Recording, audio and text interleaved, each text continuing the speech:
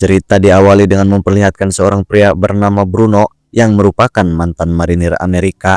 Dia menyendiri di sebuah bar, tepatnya di Bangkok. Namun pikirannya melayang ke sebuah kenangan yang tidak dapat ia lupakan. IC6, copy that. See you down there.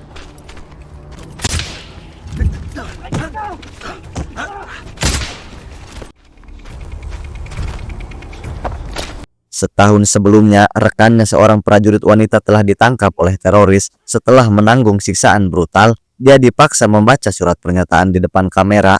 Namun justru wanita itu memanfaatkan saat-saat terakhirnya untuk mengucapkan selamat tinggal kepada orang tuanya, meskipun dia sadar bahwa dia tidak akan selamat.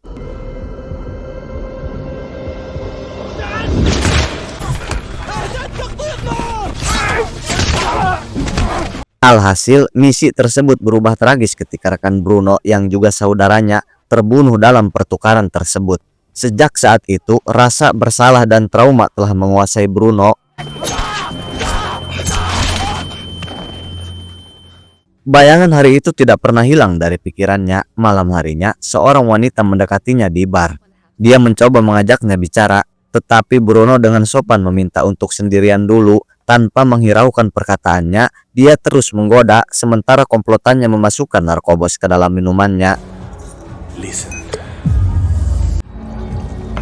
Endeavor. It's a deep as a catalyst. Wanita itu kemudian membawa Bruno keluar dan memaksanya menarik semua uangnya dari ATM. Tak lama kemudian, Bruno mulai bangun. 3 pria mencoba merampas barang-barang miliknya.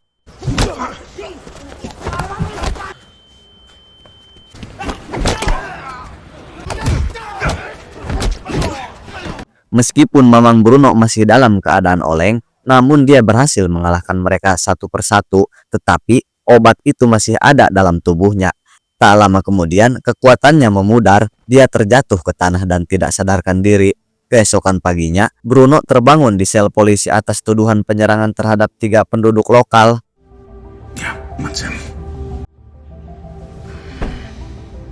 Namun saat itu, temannya bernama Jonathan datang dan menolongnya. Saat di rumah, Jonathan memarahinya dan mengatakan bahwa perilakunya yang gegabah sudah kelewatan batas. Dia mengingatkan Bruno bahwa perang sudah selesai dan dia perlu menemukan kedamaian.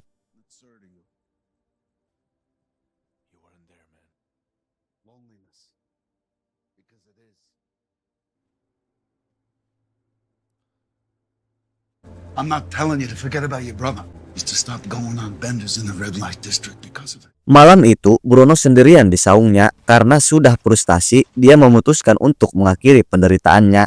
Namun sebelum dia sempat bertindak, teleponnya berdering berulang kali hingga akhirnya dia menjawab. Ternyata yang telepon itu adalah Agnes. Dia orang yang diselamatkan oleh Bruno dan saudaranya dalam misi gagal itu. Get a rub and drug me. I mean, at least tell me you got laid. Almost.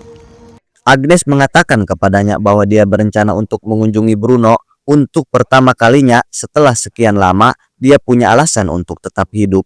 Beberapa hari kemudian, saat Bruno sedang tidur, dia mendengar suara di belakang rumah.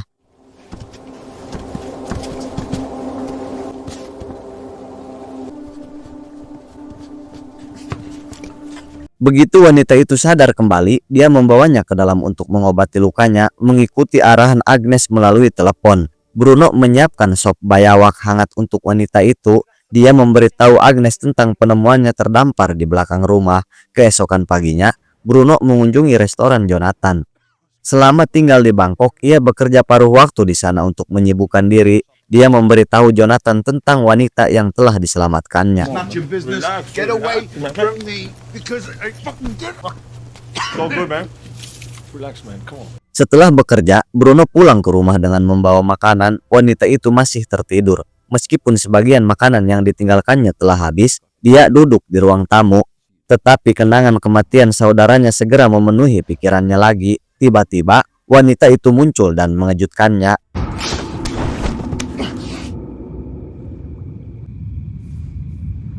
Ternyata Mamang Bruno refleks, dia segera melepaskannya dan meminta maaf. Dalam upaya menenangkan situasi, Bruno mengundangnya duduk di luar. Di sana, Bruno bertanya, "Siapa dirimu dan bagaimana kamu bisa sampai di dekat sungai?" Wanita itu mengatakan namanya, yaitu Athena. tetapi mengaku tidak dapat mengingat apa yang telah terjadi atau dari mana dia berasal. Don't worry about it. I'm gonna make some food before I go, okay? Keesokan paginya, setelah membawa sarapan, Bruno melihat Athena sudah pergi dari kamarnya. Dia menemukannya sedang ngelamun di depan rumah. Athena mengatakan kepadanya bahwa ingatannya sudah mulai kembali. Dia ingat melarikan diri dari sebuah kebun luas yang dipenuhi kucubung tempat dia disekap. There were fields of these flowers. Sounds nice. I'm glad I'm not there now.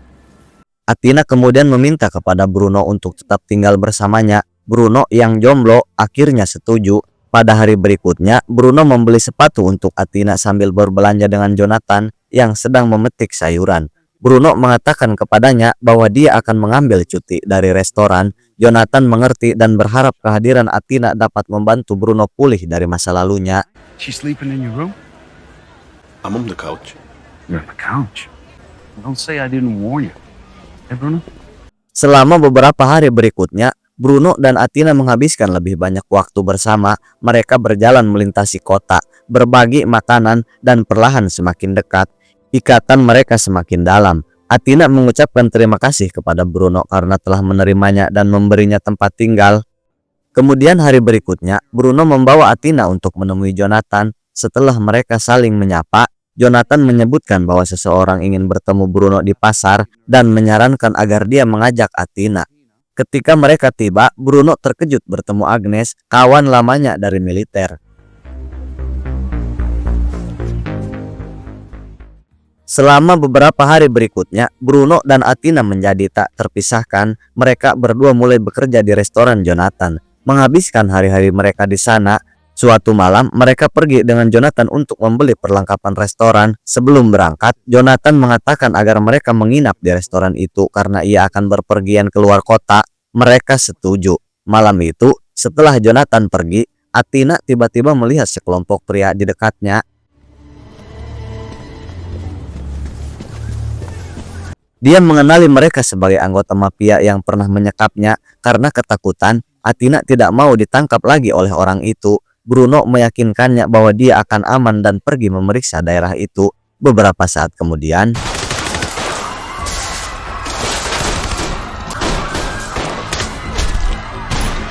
para penyerang itu dipimpin oleh seorang pria berjas merah bernama Sowang. Dia meneriakkan perintah kepada anak buahnya menuntut mereka untuk menemukan Athena dan membawanya ke hadapannya. Bruno bertarung dengan sekuat tenaga dan mengalahkan beberapa orang.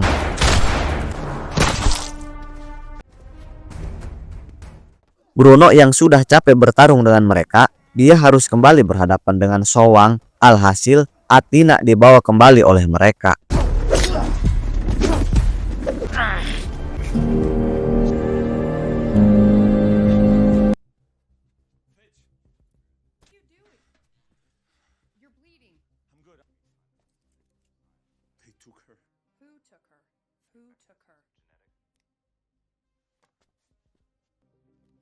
Dia membuka laptopnya dan meminta Bruno untuk mengingat semua yang pernah Athena sebutkan tentang masa lalunya. Bruno ingat Athena pernah bercerita tentang kebun yang dipenuhi kucubung putih. Setelah memeriksa petunjuknya, Take a look at this. I am positive that is what you got drugged with at Indra. ternyata di balik serangan itu, kemungkinan besar sekelompok itu adalah organisasi perdagangan narkocoy. Namun masih ada satu pertanyaan yang tersisa. Mengapa mereka begitu menginginkan Athena kembali? Agnes mencari melalui datanya dan menemukan bukti. Selama setahun terakhir, beberapa wanita telah diculik oleh kelompok yang sama untuk dijadikan pemuas nafsu mereka, dan Athena menjadi salah satunya. I know where to start. Malam harinya, Bruno dan Agnes pergi ke sebuah klub malam. Target mereka adalah seorang kurir yang dikenal menangani transaksi narkobos di daerah tersebut. Setelah mengamati kerumunan, mereka melihat seorang pria dengan rambut kuncir. Bruno menyuruh Agnes untuk mendekatinya. Ketika saatnya tiba, Agnes menghampiri kurir itu dan mulai mengobrol santai. Pria itu tidak menyadari adanya jebakan. Saat Agnes membawanya ke tempat yang lebih tenang, ngomong deui.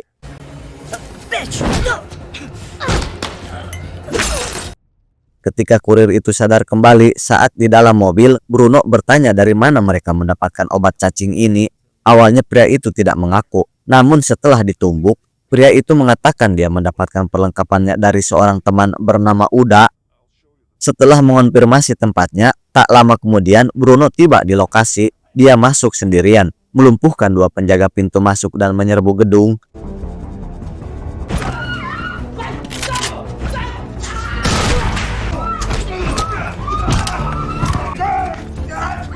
Akhirnya dia menemukan Abang Uda dan memaksanya masuk ke mobil Agnes. Di dalam, Bruno melanjutkan interogasi. Uda mengakui bahwa pemimpin operasi narkotik itu adalah seorang pria bernama Sowang, orang yang sama dengan jas merah yang mengendalikan sebagian besar perdagangan obat di seluruh Asia Tenggara. Bruno kemudian bertanya lokasi markas mereka. Well, Papa Dad, District. Papalang District. Setelah 2 jam perjalanan, mereka sampai di markas tersebut. Tak lama kemudian, mereka melihat Sowang dan anak buahnya memuat narkobos ke truk. Pada saat itu, Jonathan menelepon, tetapi Bruno meminta Agnes untuk tidak melibatkannya. Bruno bersiap menyusup ke lokasi, sementara Agnes tetap di dalam mobil, memantau situasi.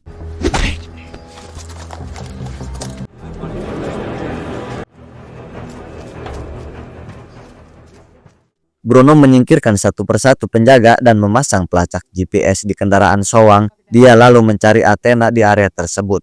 Namun karena lengah, tiba-tiba B, you copy? menyadari Bruno telah terdiam, Agnes melangkah keluar untuk mencarinya. Dia menemukan bagasi mobil terbuka. Ternyata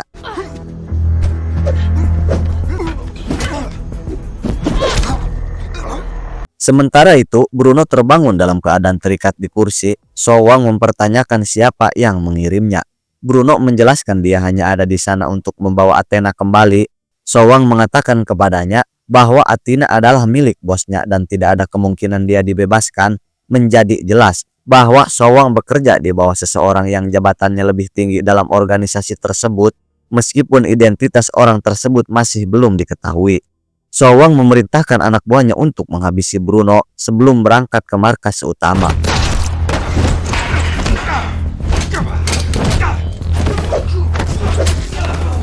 Agnes mempertahankan posisinya berhadapan dengan kelompok lain dari pasukan Sowang. Pertempuran pun meluas ke seluruh area.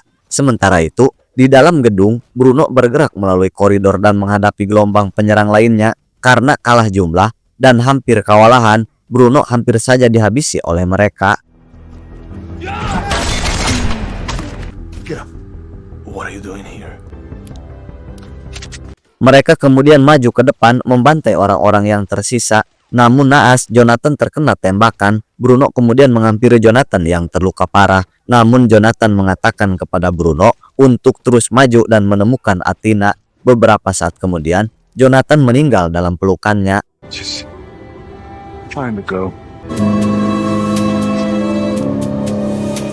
Sementara itu, Agnes segera tiba dan membawa mayat Jonathan, sedangkan Babang Bruno melanjutkan pengejarannya terhadap Sowang. Ia menaiki sepeda motor dan dipandu oleh Agnes yang melacak kendaraan Sowang melalui perangkat GPS yang telah ditanam Bruno sebelumnya. Setelah beberapa jam kemudian, Bruno mencapai kantor pusat Sowang di kota terdekat. Lokasi tersebut dijaga ketat dan bersenjata. Bruno menyusup ke kompleks itu.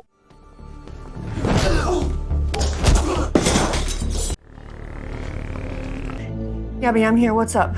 Saat Bruno bergerak lebih dalam, ia kaget menemukan sebuah laboratorium besar yang dikelilingi oleh hamparan bunga kucubung yang membentang beberapa hektar. Di ujung terjauh terlihat berdiri rumah kayu besar yang tampaknya merupakan rumah Sowang superior. Di dalam fasilitas itu, Bruno menemukan lokasi produksi narkotika yang beroperasi dalam skala industri. Ia juga menemukan sekelompok wanita yang diculik dan dijadikan subjek uji coba. Untuk menuju ruang kontrol, Bruno memaksa salah satu pekerja. Where is the communications room? Means I'm fucking busy, okay? Follow me. Begitu masuk, dia menghabisi semua orang dan mengamankan area tersebut. Dengan Agnes memberikan dukungan dari jarak jauh, Bruno mengakses server data lab itu. Agnes mulai memindai berkas, mengungkapkan identitas pemimpin operasi, seorang ilmuwan bernama Dr. Kopalevsky. Penyelidikan lebih lanjut mengungkapkan bahwa Athena tercantum dalam catatan sebagai istri Kopalevsky yang bernama Sarah. Namun menurut berkas tersebut, Sarah telah meninggal 20 tahun sebelumnya. Agnes terus menggali dan mengungkap kebenaran yang lebih gelap. Athena bukanlah manusia dalam pengertian tradisional. Dia adalah ciptaan hasil rekayasa genetik yang dibuat menggunakan gabungan DNA wanita yang diculik.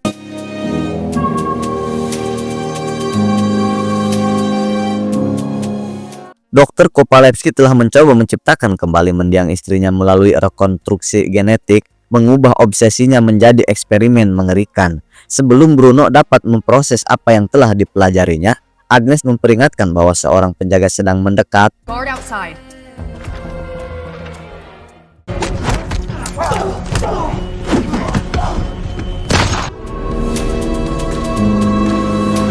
Kemudian dia berjalan melewati ladang kucubung itu menuju rumah besar Dr. Kopalevsky. Saat ia sampai di area bawah, ternyata banyak sekali anak buah Sowang dan langsung menyerangnya.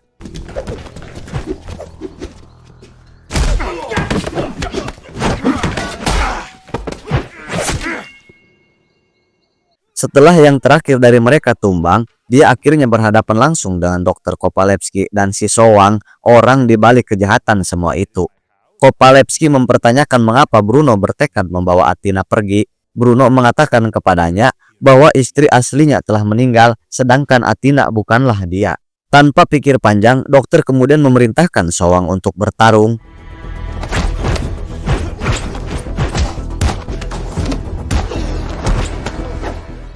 Pertarungan itu berlangsung brutal dengan Bruno berjuang keras untuk mengimbangi, sementara Kopalevsky menyaksikan dan mengungkapkan bahwa kerajaan Narkosos yang dibangun bersama Sowang selama puluhan tahun hanya untuk mendanai pendirian Athena. Where is she? You mean my wife? And now you think that after all the work and money I spent on creating her again, back, I will just let you take her? Meski kesakitan dalam pertarungan, Babang Bruno melawan lebih keras. Dia mengatakan pada Kopalevsky untuk menghadapi kebenaran, Athena bukanlah istrinya dan dia tidak akan pernah menjadi milik seorang lelaki tua yang terjebak di masa lalu. Akhirnya, dokter memerintahkan Sowang untuk membunuhnya.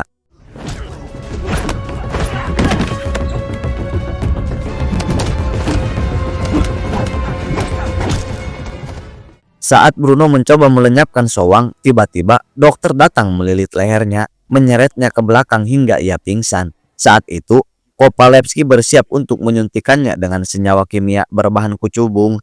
Namun Bruno teringat dengan sosok Athena yang telah menjadi bagian dalam hidupnya. Saat Kopalevsky ingin melancarkan aksinya,